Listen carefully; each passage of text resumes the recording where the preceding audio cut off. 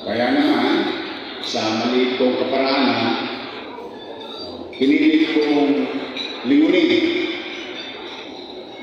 Kasi ang utang na loob, walang kabayan eh.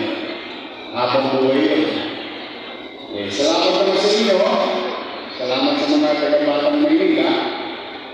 Kahit paano naman siguro, si Dennis Lacuna, Philip Lacuna, Lay Lacuna, si Fox Pana, at si Ate Hani.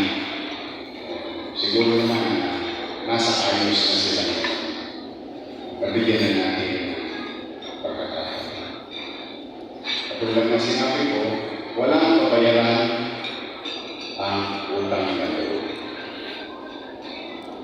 Kaya ako naman, patuloy na magbabayad ng utang na loob. Siguro sa ibang paraan na lang.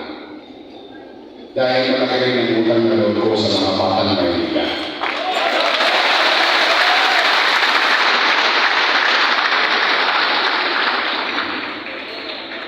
Kaya siguro naman hindi masama na lingunin ko din kayo.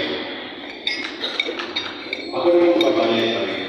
Pero siguro on some other aspect o sa ibang parang kasi ayaw ko naman magbete ng kawali o magpipilihan sa panawagan ng taong bayan. Napambol na nga ako. Ninanais ko lang naman maglingkod din sa buong Pilipinas kung ano ang ginawa sa Manila, kayang gawin sa buong bansa. Nag-desisyon ng tao, eto na ako sa 20. Pahinga.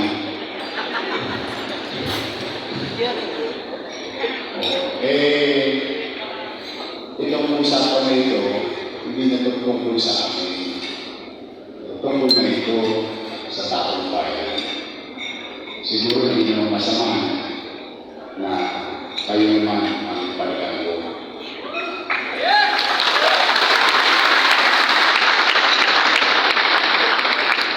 Ngayon, sa pagkasama, minsan naiiwalay ang parang labada. Iwalay ang kolor.